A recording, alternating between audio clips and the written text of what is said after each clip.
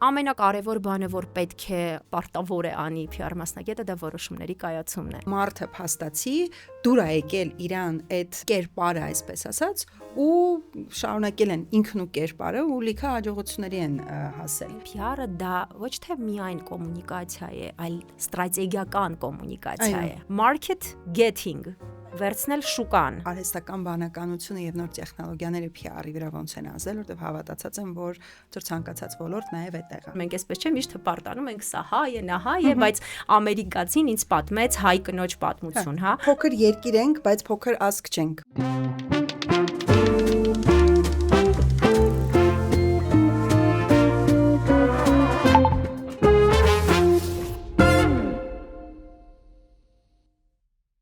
Եթե ակտիվորեն աշխատանք եք փնտրում, ապա այս հնարավորությունը StaffAM-ի կողմից հենց ձեզ համար է։ Ինչ է պետք անել։ Մուտք գործեք StaffAM-ի ձեր on-line պրոֆիլ կամ գրանցեք նորը եւ ակտիվացրեք ակտիվորեն փնտրում եմ բեջը, որից հետո այն գործատուները, որոնք փնտրում են հենց ձեր հմտություններով մասնագետներ, առաջինը կնկատեն հենց ձեր ռեզյումեն։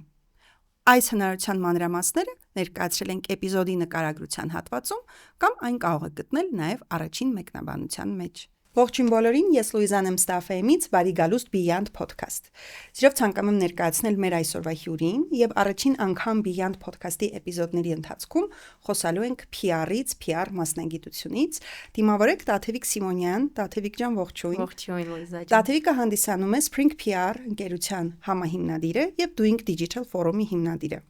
Տաթևիկ ջան, բարի գալուստ Beyond Podcast։ Շնորհակալ եմ հրավերի համար։ Եվ ուրախ եմ, որ այսօր հնարավորություն ենք ունենալու խոսելու այդքան ակտուալ մասնագիտության մասին, եւ ես այսպես հետ եմ նայում, ոնց որ մինչեւ հիմա չենք նման թեմայի եւ հյուր ունեցել, եւ երբ ես մտածում էի, որ կուզենամ նաեւ այդ մասնագիտությունից խոսենք, այդ ոլորտից խոսենք, շատ արագ զարգացող եւ հետաքրքիր ոլորտ է, մյուս կողմից էլ բավականին երկար ժամանակ արդեն կա, մտածում էի ում կարելի է հրավիրել եւ դժվար չէր ընտրությունը անելը, դրա համար շատ շնորհակալ եմ, գիտեմ, որ հիմա Doing Digital-ով ֆորումով շատ զբաղված եք եւ ձեր գրաֆիկում մեր համար տեղ գտնելու համար շատ շնորհակալ եմ։ Շնորհակալ եմ, շատ պատասխանատու է իրականում։ Հուսով եմ հետաքրքիր զրույց կունենանք։ Եվ մենք մեր Beyond Podcast-ի էպիզոդները միշտ համարյա միշտ, հա, սկսում ենք տենց ավանդական մեզ համար արդեն ավանդական դարձած հարցով, ինչպես եք ընտրել ձեր մասնագիտությունը եւ կրթությունից սկսած, հա, գուցե ինչն է vocation-չել ձեզ կամ ինչ ով է օգնել այդ մասնագիտությունը ընտրել եւ առաջին աշխատանքը որն է եղել ձեր։ Երևի այդ հարցից սկսենք, այսօր շատ խոսալու ենք PR-ից, ինձ թվում է ճիշտ սկիզբ կլինի։ Նախ ասեմ, որ մասնագիտությամբ ես բակալավրի կրթությամբ եւ մագիստրոսական կրթությամբ սոցիոլոգ եմ եւ հետո կանդրադառնամ ինչպես PR-ը հայտնվեց իմ կյանքում կամ ես PR-ի կյանքում։ Համենայն դեպս, երբ ավարտում էի դպրոցը, իսկ այդ ժամանակահատվածում դա 2004 թվականն էր, հա, 2000-ականներն էին եւ առհասարակ մեր ընտանիքում, բժշկի եւ ինժեների ընտանիքում շատ կարեւոր էր, որ երեխաները ստանան բարձրագույն կրթություն եւ դա այսպես միշտ կարմիր թելով գնացել է, հա, մեր սովորելու տարիներին։ Իհարկե չկար այդ խնդիրը ինչ որ գերազանցիկ լինելու եւ այլն, համենայն դեպս մեր ծնողների օրինակով ես եւ եղբայրս, մենք երկուսով ենք, դրված էր, որ ինչ անում ենք, պետք է լավ անենք, այսինքն շատ կարեւոր էր, հա, այդ լավ անելու եւ արժեք ստեղծելու գաղափարը։ Իհարկե, այսպես երբեք դրված չի եղել, օրինակ մամայի օրինակով, որ մենք պետք է բժիշկ լինենք, հակառակը ինքն ասում էր, «Ոյ, չէ, պետք չի եւս մեկ բժիշկ ընտանիքում» եւ այլն, բայց այդպես սահմանափակում չի դրվել, չնայած եղբայրս օրինակ շատ միշտ սիրում էր այդ ուղղությունը եւ նույնիսկ այսպես մեծ ցեղում քննարկում էին, որ Տիգրանը կգնա բժշկություն։ Համենայն դեպս մաթեմատիկան էր հիմնականում դրված եւ պետք է մաթեմատիկա շատ լավ սովորեիր Ես լավ էի սովորում, բայց ոչ այնքան, որ ընդունվեի եւ չէ այդքան սիրում, հա, այսպես բաժանված էր մեր գեներում մաթեմատիկան եղբորս, ֆիզիկան, հումանիտար ուղղությունը ինձ ամենայն դեպս ես դպրոցում շատ էի սիրում շարադրություն գրել, շատ սիրուների մոտ դա ստացվում, լեզուները եւ այլն, ու այսպես երկար քննարկում էինք, թե ուր կարելի է լեզուներ, թե դիպլոմատիա եւ այլն եւ այդ ժամանակահատվածում կար կապ սոցիոլոգիական համայնքի հետ, չեմ կարող ասել, որ այսպես գիտեինք ինչ է սոցիոլոգիան, բայց իմ մայրիկին շատ մեր հայտնի սոցիոլոգներից մեկն ասել էր, որ գիտեք Տաթևիկը կարծում եմ, որ հենց հասարակության եւ հասարակական գիտությունների առումով կարող է օգուտ տալ մեր երկրին եւ այսպես սոցիոլոգիան ընտրվեց ու այնտեղ պետք էր մաթեմատիկա հանձնել։ Այսպես ես ասում եի, չէ, չեմ ուզում եւ այլն, համենայն դեպս ընդունվեցի համալսարան, որոշումը եղել է այսպես, կարևոր չէր ինչ ֆակուլտետ կընդունվեմ, ես շատ էի ուզում սովորել Երևանի պետական համալսարանում, որովհետեւ մայրիկիս հետ այսպես գնում էինք, նայում էինք տարբեր բուհեր, երբ որ ես մտա առաջին անգամ ԵՊՀ-ի բակ, տեսա ուռիները եւ այդ շենքը, Մաշտոցը, Կորյունը, այսպես շատ ազդեցիկ էր 10-րդ դասարանցու համար ու ասի մամ ես այստեղ պետքա սովորեմ ու այդպես ամեն ինչ արեցի, լավ հանձնեցի քննություններս, ասեմ, որ շատ դժվար էր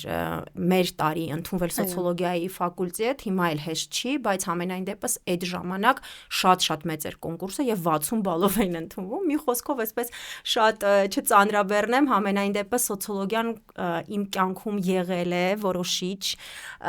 եւ կա այսօր եւ ես շատ հպարտ եմ, որ Երևանի պետական համալսարանի սոցիոլոգիայի ֆակուլտետի առաջին շրջանավարտներից եմ եւ մենք այս տարի նշում ենք հոբելյանական տարին PR-ի առումով էլ, հա, եթե այսպես խոսում ենք, հիմա առաջին աշխատատեղին անցնենք,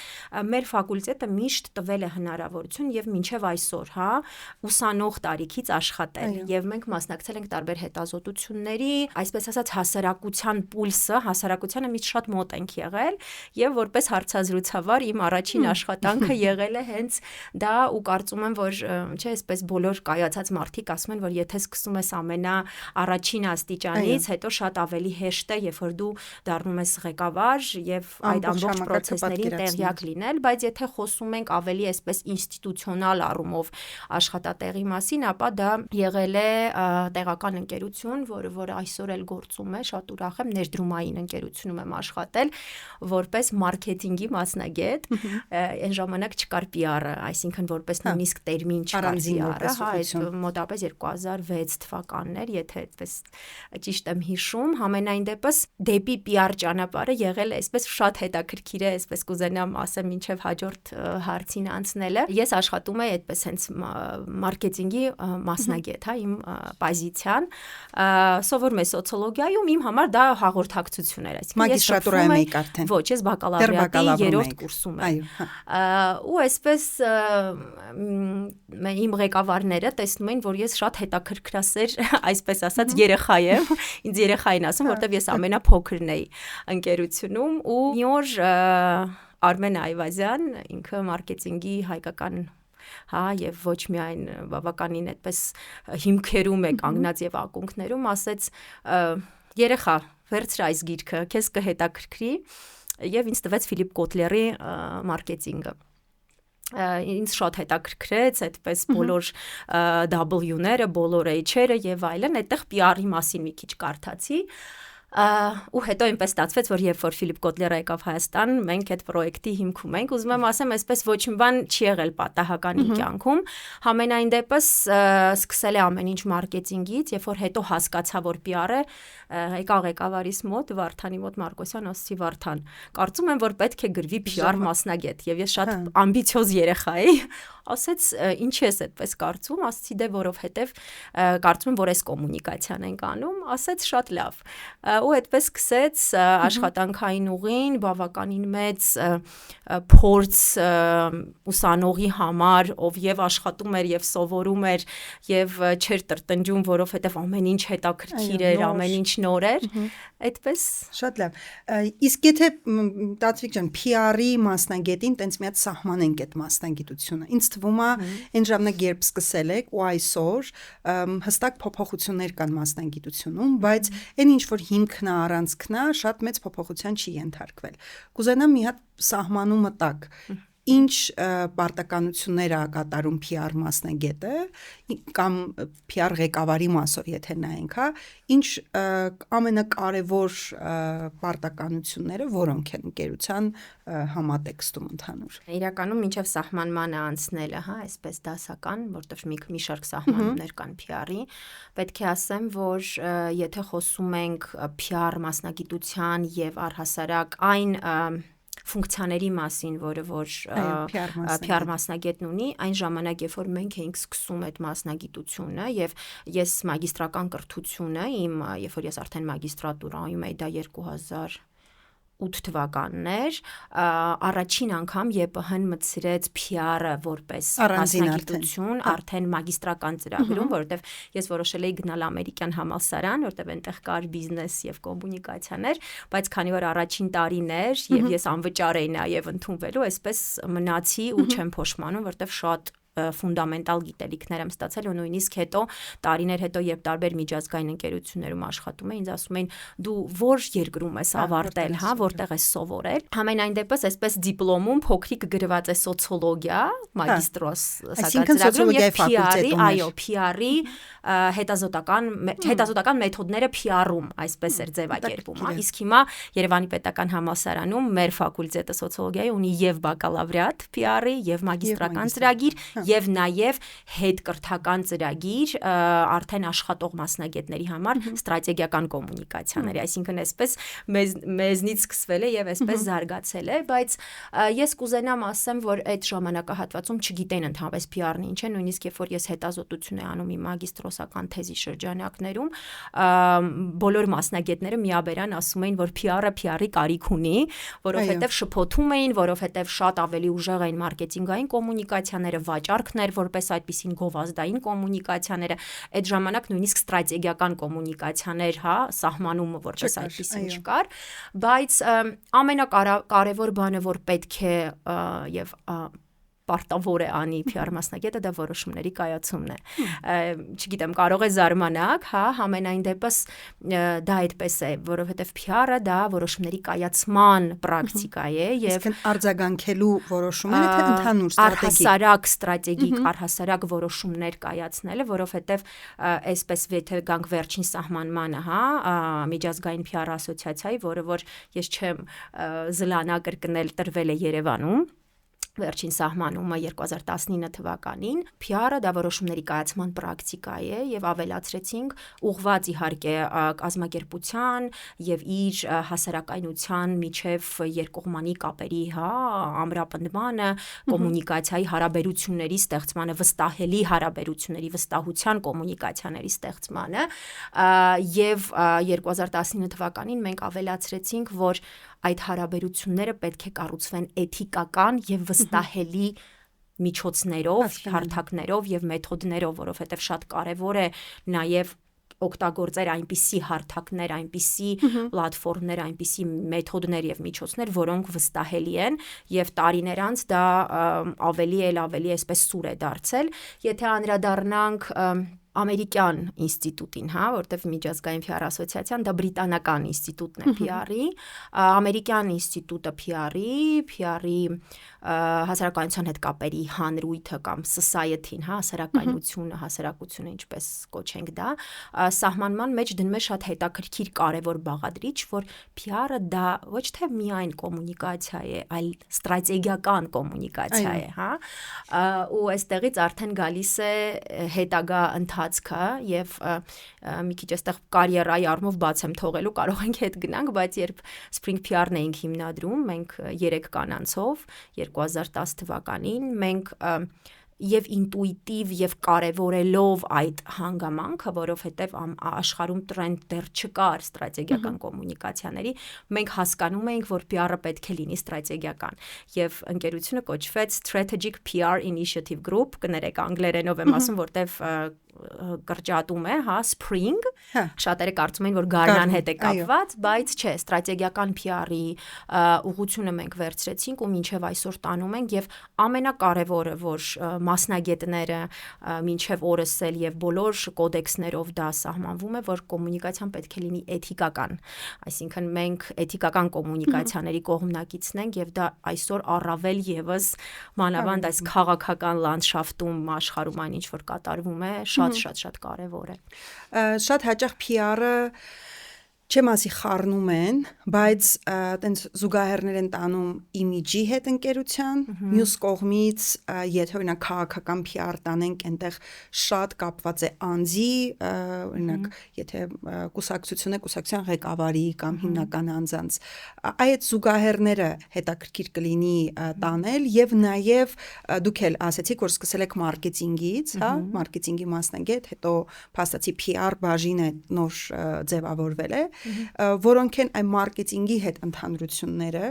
մյուս կողմից էլ հաղորդակցության հետ, այսինքն կան ընկերություններ, որոնք այդպիսի բաժին ունեն communications, internal ներքին, external արտաքին, հիմա PR-ը այդ ամբողջի որ մասում է, օրինակ վերևի օղակն է, թե օղակներից զուգահեռ մի օղակ է, եթե տենց մի քիչ մեծ ընկերության մասով նայենք հետաքրքիր կլինի, ինձ էլ անձամբ այդ իսկապես շատ հետաքրքիր է, ես շատ ուսումնասիրել եմ, երբ ավելի մեծ ընկերությունում էի աշխատում, մենք ունենք PR-ի պատասխանատու եւ հետաքրքիր էր իր աշխատանքը եւ այդ այն մասերը, որոնք համընկնում էին եւ այն մասերը, որ շատ տարբերվում էին մարքեթինգի գործառույթի հետ կոմունիկացիաների, դա համար մի քիչ այդ բաների մասով խոսանք, հա, նաեւ սխալ կամ կարծրատիպային պատկերացումների PR-ի մասով։ Իրականում շատ լավ հարց եք տալիս եւ վստահ եմ, որ թե նոր, հա, սկսող մասնագետների համար եւ երիտասարդների համար, թե այն մարդկանց համար, ովքեր վաղուց են դաշտում, շատ կարեւոր հարց է։ Տեսեք, միշտ փորձել են բոլոր կոմունիկացիոն ուղղությունները իրար դեմ դնել, հա, այսինքն գովազդն ընդդեմ մարքեթինգի, մարքեթինգն ընդդեմ գովազդի, մարքեթինգն ընդդեմ PR-ի, վաճառքը ընդդեմ բոլորի։ Այո, իդեպ վաճառքը հենց այնպես է, վաճառքը ընդդեմ բոլորի։ Շատ հետաքրքիր է իրականում, բայց այսօր մենք եկել ենք մի ժամանակահատված, երբ կոմունիկացիաները միքս են, հա, մենք կոմունիկացիոն միքսի մասին ենք այսօր խոսում, եթե խոսում ենք միջազգային տրենդերի մասին, եւ ես չեմ կարող ասել, որ գիտեք, այսպես, այո, ամենակարևորը PR-ն է, կամ ոչ մարքեթինգն է, կամ պետք է վաճառքը, դա նախ շատ կարևոր է, թե կազմակերպությունը ինչ նպատակներ ունի, հա, առաջնային, բայց հիմա կասեմ ինչի է PR-ը կարևոր, այդ ֆիքսենք անպայման։ Տեսեք, առհասարակ, երբ որ մենք խոսում ենք PR կոմունիկացիայի մասին, PR հաղորդակցության, ոչ թե մարքեթինգային հաղորդակցության, մենք խոսում ենք կազմակերպության հանդեպ վստահության եւ կազմակերպության հեղինակության մասին, հա, ու այստեղ, այդ ես չեմ ասում, այդ ասում է Edelman Trust Barometer-ը, որը անընդհատ հետազոտություններ է անում, այո, վստահությունը շատ կարևոր է եւ այստեղ անձնայինի մասով հարցրեցիք, ինչի Edelman-ին ցիտեցի, հա, որովհետեւ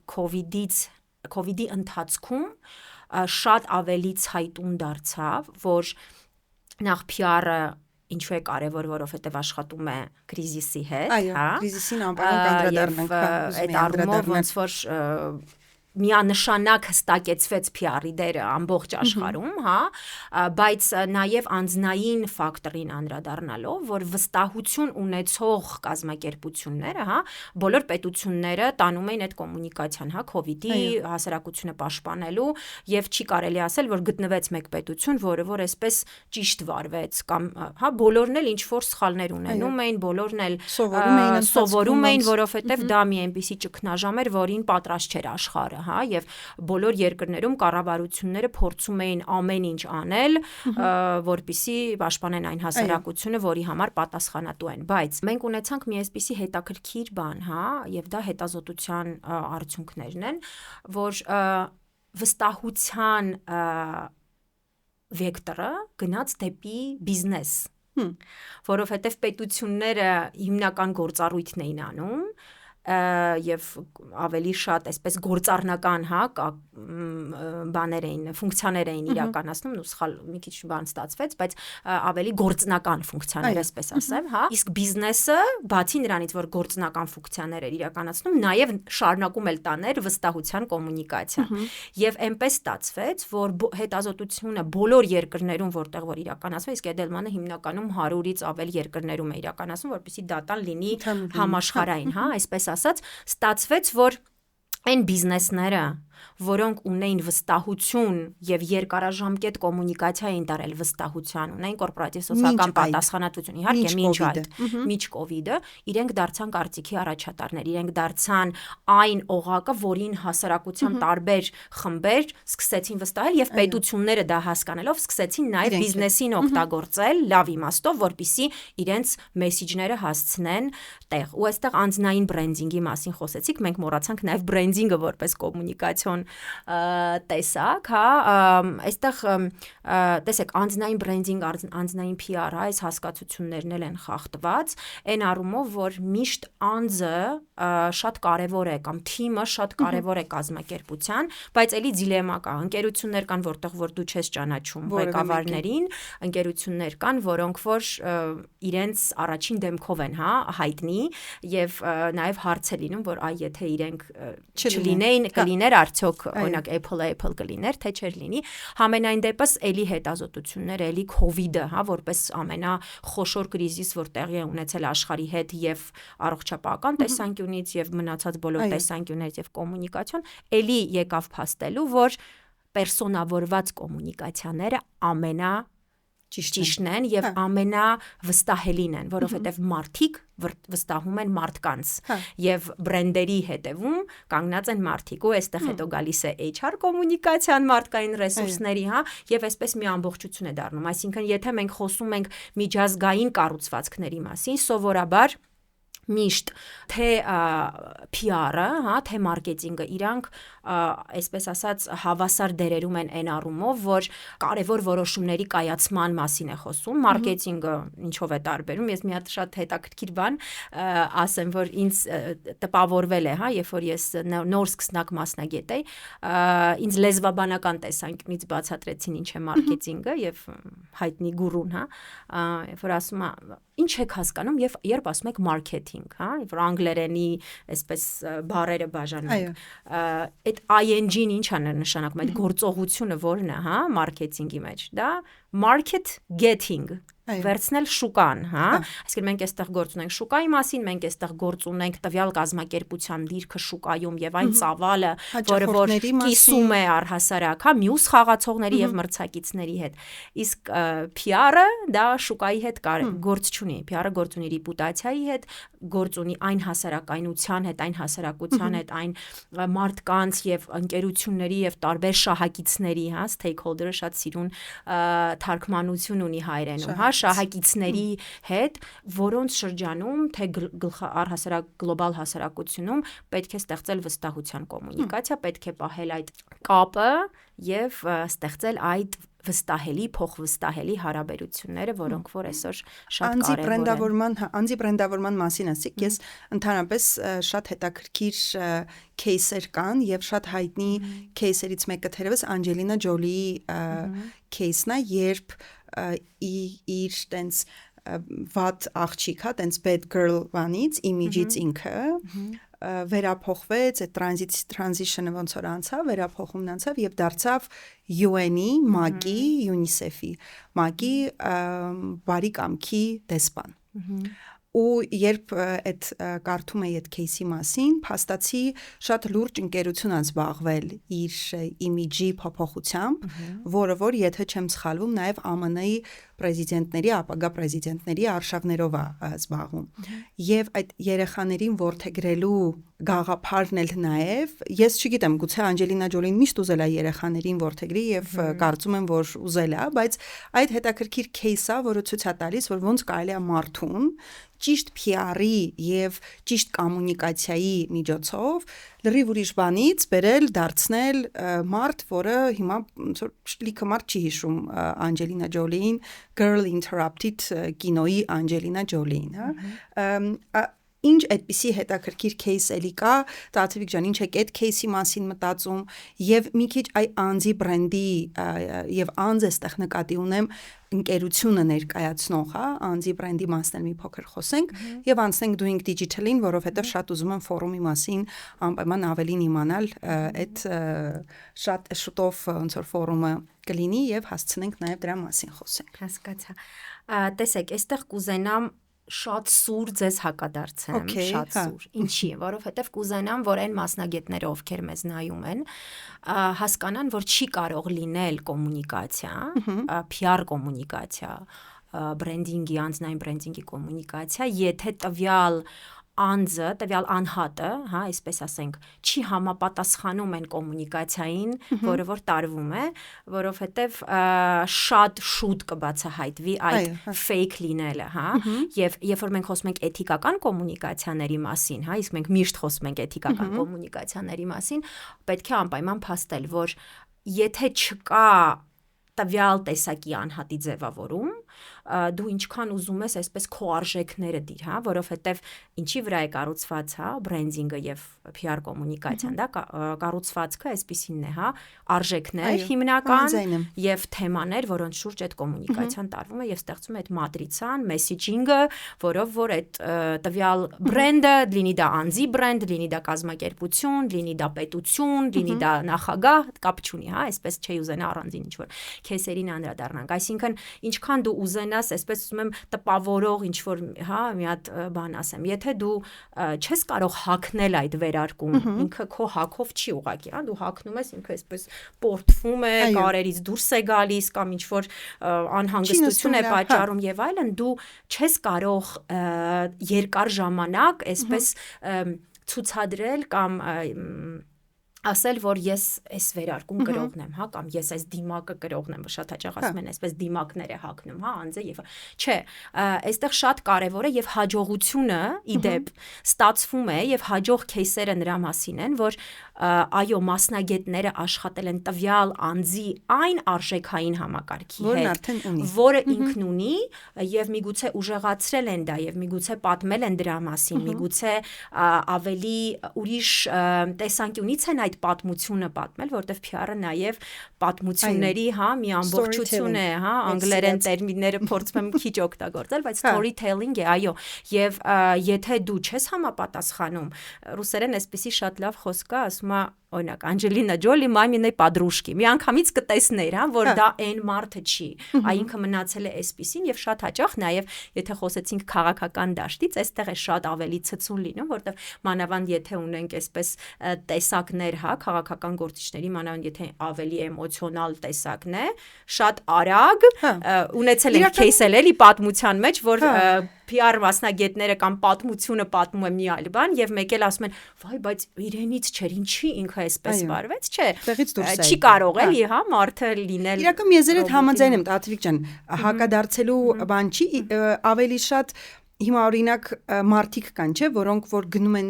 ստիլիստի մոտ, հա, շատ հասարակ, որովհետև իրենք դրա մասնագետը չեն եւ չգիտեն իրենց ինչ սանրված կամ ինչ գույներ է սա ասում։ Օրինակ ինձ կարող է սա դուր գա իմ արժեքներին համապատասխանի եւ երկար վարսերը եւ կարճ, բայց մասնագետը տեսնի ասի չէ, կարճը։ Ինձ թվում է այդ մասով է ավելի շատ ու իհարկե բլիովին երկու ձեռքով համաձայն եմ, որ այդ մարդու արժեքները չի լինի փոխել, եթե ինքը կտրուկ եւ համարցակ եւ այդ մանով է ներկայանում եւ իր բնույթն է դա,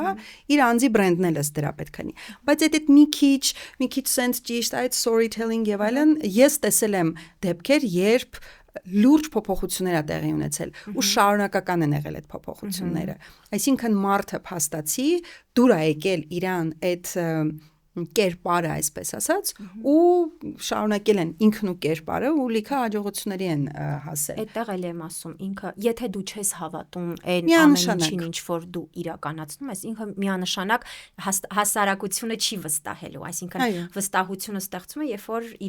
իրական է, հա, ամեն ինչ, վիզուալի մասին խոսեցիք, այսպես image making-ի ավելի դաշտ գնացիք, այստեղ այսօր շատ տերմիններ ենք ասել, ինձ թվում է հետո հերթով պետք է բոլոր մասնագետներին հրավիրեք, Այո. որպեսզի մեր դիտողները նաև այդ մասով, հա, մութ չմնա իրենց մոտ, ժամանակը կարճ է, համենայն դեպս, եթե մենք խոսում ենք image making-ի մասին կամ առհասարակ վիզուալ փաթեթավորման մասին, այդտեղ էլ էլի գնում ենք էլի Ամերիկա, գնում ենք Նիքսոն, գնում ենք Քենեդի, հա, ովքեր որ Քենեդի հիմնականում բերեցին այդ վիզուալ կոմունիկացիան, այսինքն վիզուալի միջոցով, հա, ֆիքսելը, համենայն դեպս շատ են այն գիտությունները, կոմունիկացիոն գիտությունները, որոնք որ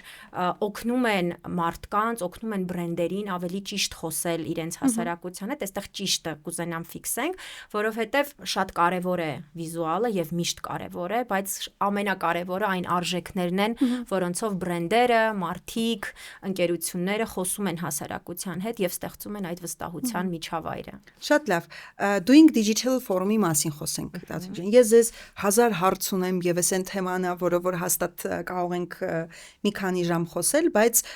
մի հատ Doing Digital-ի մասին խոսենք, հետո անցնենք, որտեղ ես ուզում եմ նաեւ հասկանանք արհեստական բանականությունը եւ նոր տեխնոլոգիաները PR-ի վրա ոնց են ազդել, որտեղ հավատացած եմ, որ ծոր ցանկացած ոլորտ նաեւ այդտեղ է։ Մի փոքր պատմեք Doing Digital-ի մասին, ինչպես միտքը որտեղից եղացավ եւ հիմա մոտակա Doing Digital Forum-ը ֆինանսական ուղղվածությամբ է ու նաեւ ինչու եք այդ ուղղվածությունը ընտրել։ Առհասարակ, ոնց որ ասացի, միշտ ամեն ինչ տրամաբանական է լինում, էլի ելնելով արժեքներից ու PR-ը միանշանակ այստեղ շատ մեծ դեր ունի,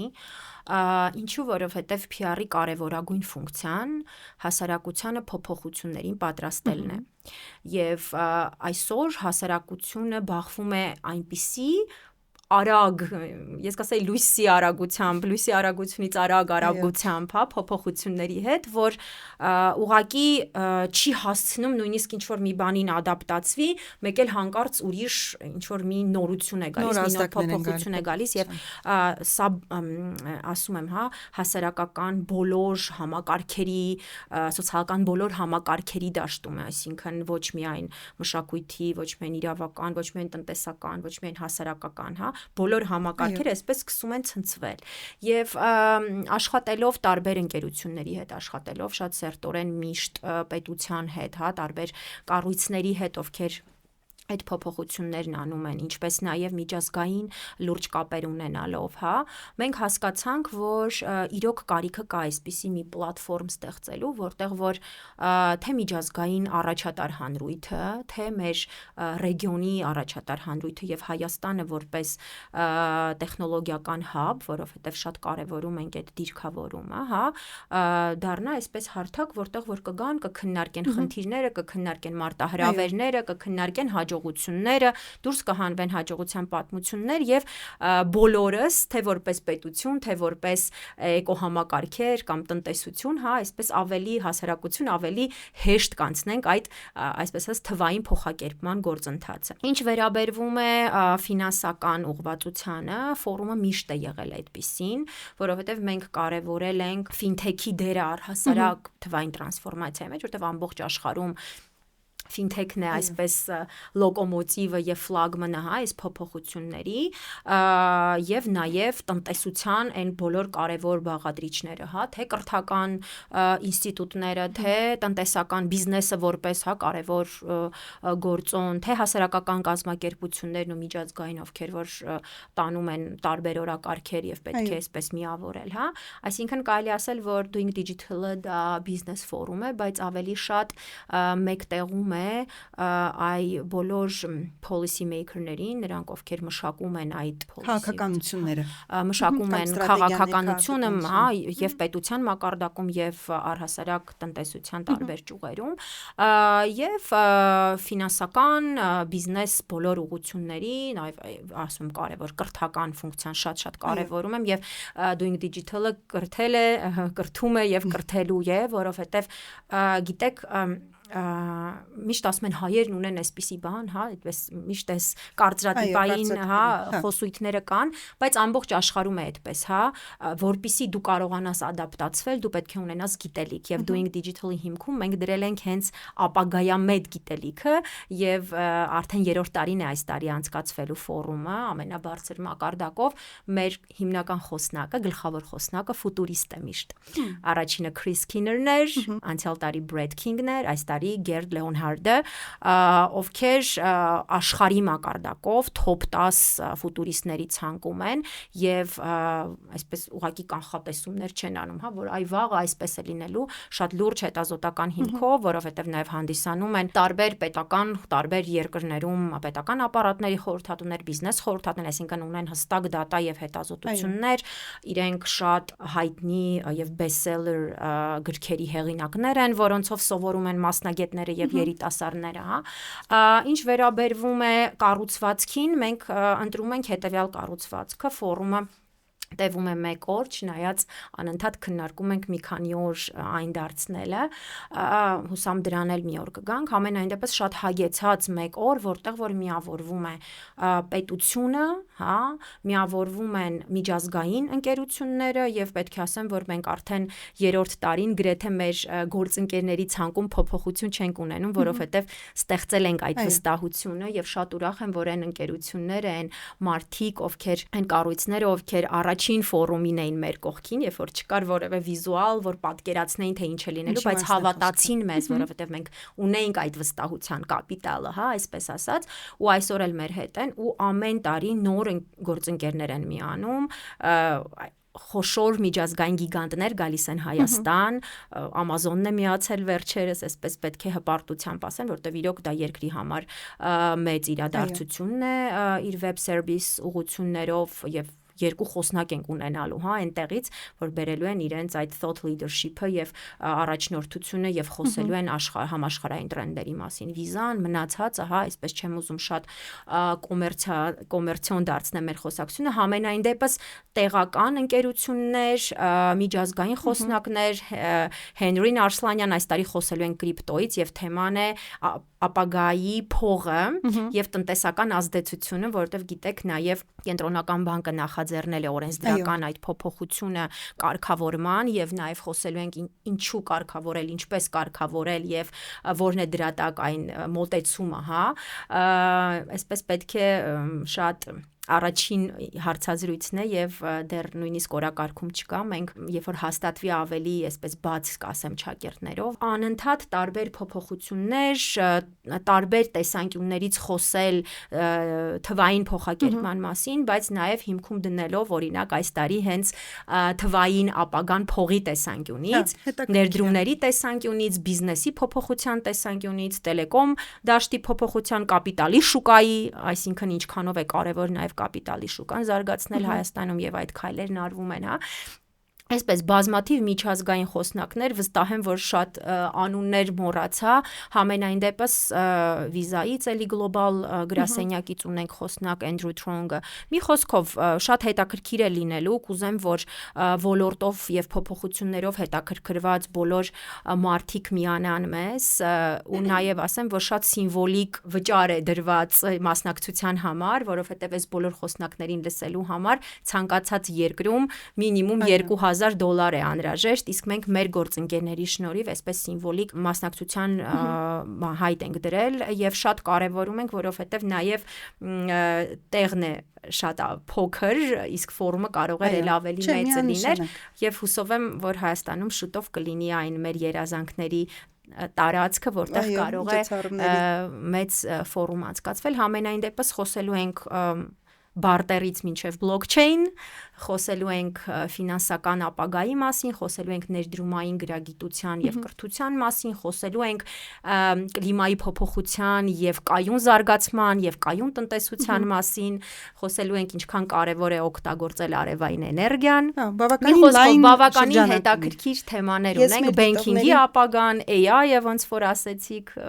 Շատ լավ, Սաթրիկ ջան։ Ես մեր դիտողներին, լսողներին ասեմ, որ Staff Media-ն հանդիսանում է Doing Digital-ի ինֆորմացիոն գործընկեր եւ այս էպիզոդի առաջին Մեկնաբանությունում կտեղադրենք հոդված, որում որ անդրադարձել ենք Doing Digital ֆորումին եւ կկարողանաք նաեւ այնտեղ մանրամասներին ծանոթանել։ Տաթևիկ ջան, ինչպես եք ձեր սպիկերներին ընտրում, խոսնակներին ընտրում։ Ես չգիտեի ճիշտ ասած, այդ մասը չէի ֆիքսել, որ հենց հատուկ ֆուտուրիստ էքսպերտների կամ մարդկանց եք ընտրում։ Իսկ ընտրության process-ը, եթե հնարավոր է կիսվեք, ոնց է, որտեվ դժվար բան է իրականում, հա, հիմնական տենց headliner-ի այսպես ասած ընտրելը, եթե մի փոքր այդ մասով, եթե դեմ չեք։ Իրականում, հա, շատ լավ էլի հարց տվեցիք, նայեք, Doing Digital-ը նախ ի սկզբանե դիրքավորվել է որպես միջազգային ֆորում, եւ երբ որ ասում ենք միջազգային, դա ուղղակի այսպես խոսույթ չի կամ բառ չի, հա, որ դրվել է, այ բոլոր ստանդարտները, որին համապատասխանում է միջազգային ֆորում ասվածը, հա, մենք ներառել ենք այստեղ, եւ դա նաեւ վերաբերում է կազմակերպչական գործառույթին, եւ այսպես շատ կարծրատիպեր, շատ ասեկոսեներ մեր հասարակությունը դե գիտեք սիրում է այդ ամեն ինչը, խոսում են, հա, թե ի վերջո ով է կանգնած այդ ֆորումի հետևում, ով է իրականացնում, բայց չէ, Spring PR-ի թիմն է իրականացնում եւ մենք շատ կարեւորում ենք այդ առումով, որ ստեղծվի մի հարթակ, մի ձևաչափ, որը կդառնա վարագիչ։ Եվ պետք է ասեմ, որ Doing Digital առաջին էպիզոդից հետո սկսվեց այդ փոփոխությունը նույնիսկ միջոցառումների կազմակերպման որակի տեսանկյունից, որտեղ մենք ուզում ենք ցույց տալ, որ Հայաստանը պատրաստ է ունենալ միջազգային ստանդարտներին համապատասխան միջոցառում, ֆորում, որտեղ որ կգան լավագույն մասնագետները, լավագույն խոսնակներն ու առաջնորդները աշխարհից եւ իրենք այսպես վստահությամբ հետո նաև խորհուրդ կտան իրենց մյուս գործընկերներին, կդառնան մեր դեսպանները ու այդպես էլ եղել է։ Ինչպես ենք ընտրում խոսնակներին։ Նախանշում ենք թեման ամեն տարի, հետևելով թե այն կարիքներին, որոնք ունի դաշտը, որտեղ ասեցի շատ սերտ ենք շփվում, հենց ստրատեգիաներ ենք մշակում տարբեր ընկերությունների համար, իրականացնում ենք այդ ստրատեգիաները, հա, պատկերացնում ենք ինչ կարիքներ կան, այսպես ասած, ինչ ցավեր ունի, հա, օրինակ, չգիտեմ, բանկային ոլորտը, ֆինթեք ոլորտը, բիզնեսը, արտադրությունը եւ այլն, հա, որոնք են այն թրենդերը, այսինքն, որովհետեւ շատ դեպքերում միգուցե կարիքը այսպիսինն է, բայց այդ կարիքը այնքան հետ է միջազգային թրենդերից, որ դրա մասին խոսում ենք անպայման, բայց մենք ուզում ենք ավելի շատ տանել առաջ, հա, այդ օղակը լինենք, որը որ լոկոմոտիվն է եւ կխոսենք նրա մասին, օքեյ, մենք հիմա գտնվում ենք այս կետում, որպես երկիր, որպես պետություն, որպես էկոհամակարգեր, որպես տնտեսություն, բայց աշխարհը գնում է այստեղ, հա, եւ մենք պետք է ոչ թե հետևից գնանք, այլ զուգահեռ շարժվենք եւ փորձենք մեր փոփոխությունները հնարավորինս արագ անելով, չնայած ես պետք է ասեմ, որ պետք է փաստեմ, որ շատ հարցերում մենք առաջատար ենք եւ դա փաստում է ոչ միայն այն, որ մենք այսպես հայ ենք եւ ուզում ենք այդպես լինի, այլ այո, մենք իրոք տրանսֆորմացիա եւ դիջիտալի առումով կարող ենք ասել, որ բավականին առաջադեմ հասարակություն ենք, հա, հաշվի առնելով այն փոփոխությունները, որ իրականացվում են տարբեր խաղացողների կողմից եւ նաեւ ուշադրությունը միջազգային մեդիայի շատ կարեւորում եմ դա, որովհետեւ մեր նպատակն էր նաեւ կոմունիկացիոն առումով Հայաստանը դարձնել լսելի եւ տեսանելի եւ հենց այս դաշտից, հա,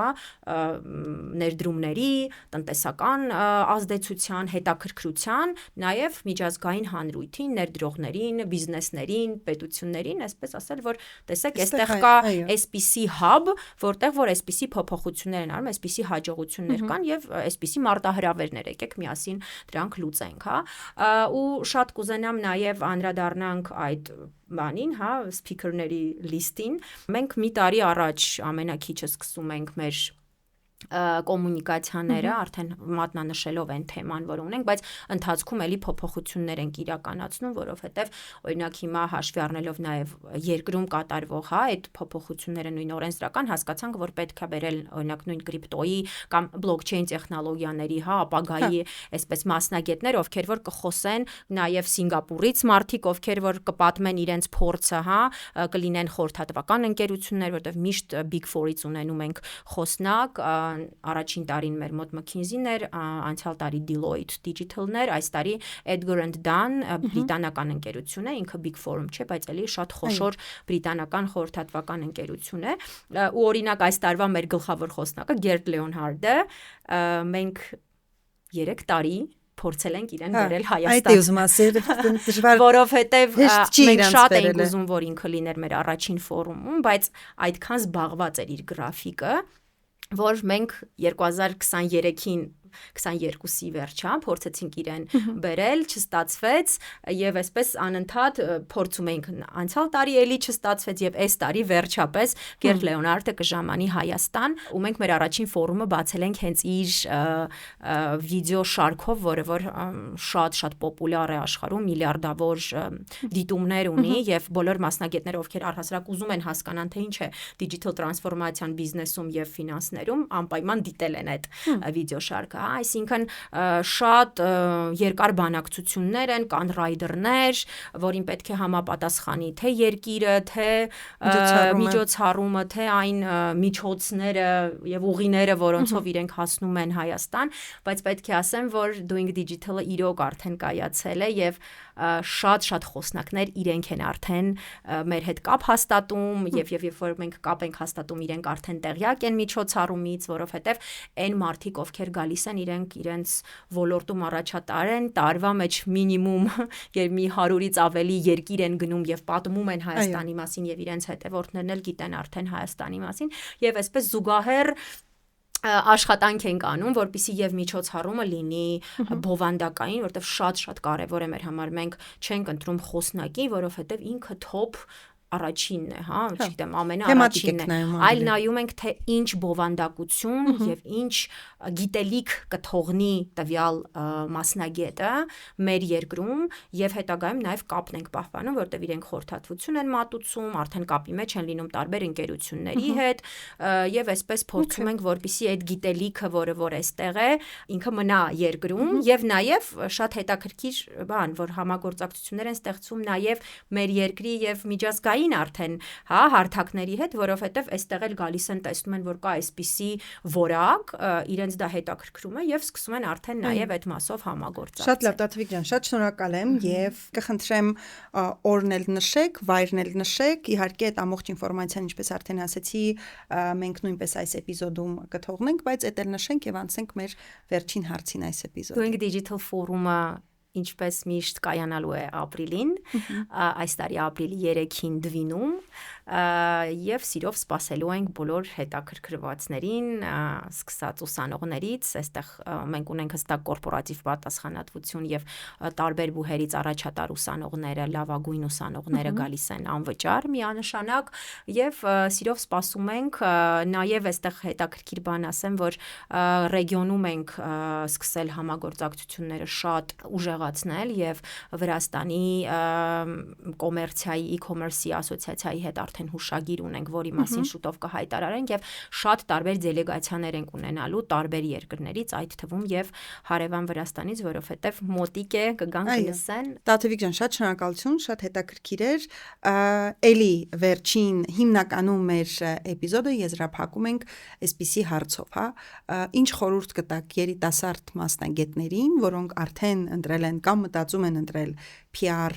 ուղղությունը, PR մասնագիտությունը ոլորտը եւ նաեւ նրանց ավելի երիտասարդ, հա, չգիտեմ, ովքեր որ դպրոցում են դեռ վերջին դասարանում կամ մարդիկ, որոնք օրինակ հիմա մարքեթինգում կամ այլ ոլորտում են եւ գուցե մի քանի տարվա փորձ ունեն, բայց մտածում են PR մասնագետ դառնալու եւ PR ուղղություն ընտրելու համար։ Մասնավորապես ինչ հմտություններ կամ ինչ անձնային որակներ ասեմ կամ soft skill-եր ասեմ, որոնք որ PR մասնագետին իսկապես դարձնում են հաջողակ ու տարբերվող գուցե լավ առումով։ Իրականում կուզենամ էլի պատմություն պատմեմ, այսպես ավարտենք, հա, հետաքրքիր լինի։ Երբ որ ես սովորում էի բակալավրիատի, կարծեմ 3-րդ կուրսում, իմ դասախոսը ինձ գիրք տվեց, որ պետք է կարդայի, դա Sam Black-ի PR պրակտիկան էր։ Իսկ Sam Black-ը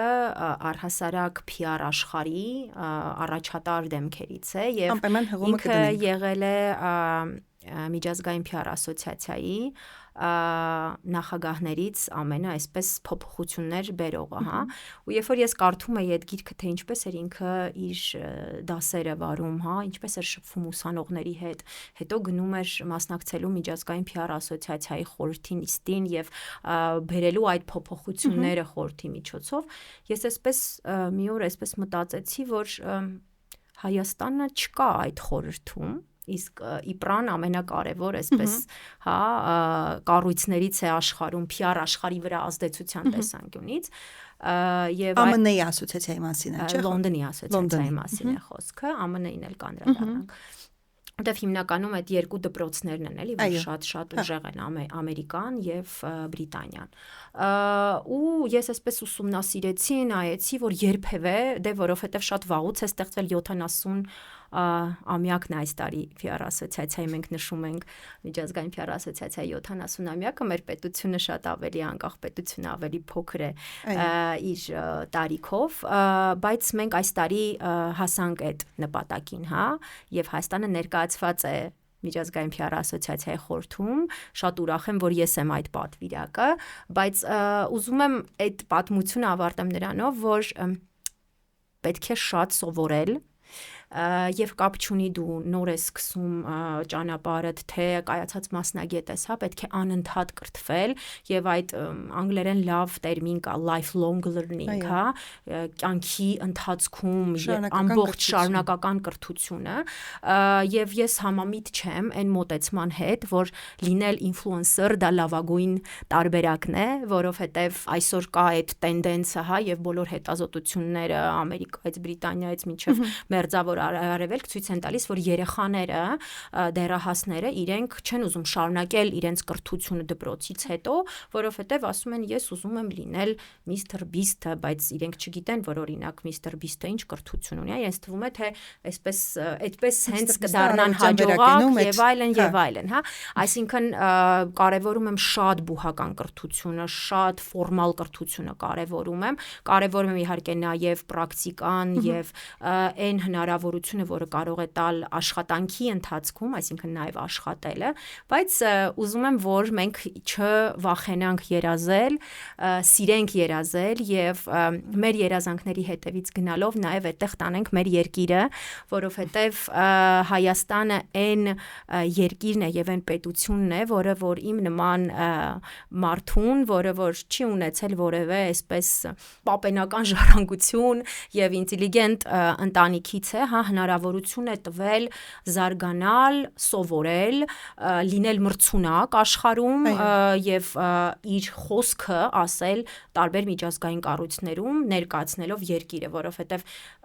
շատ կարեւոր է ֆիքսել, որ շատ կարեւոր է եւ շատ արժեքավոր է, որ մենք պետք է պահպանենք այն, որ մենք ունենք մեր պետությունը եւ հպարտորեն տարբեր ատյաններից, տարբեր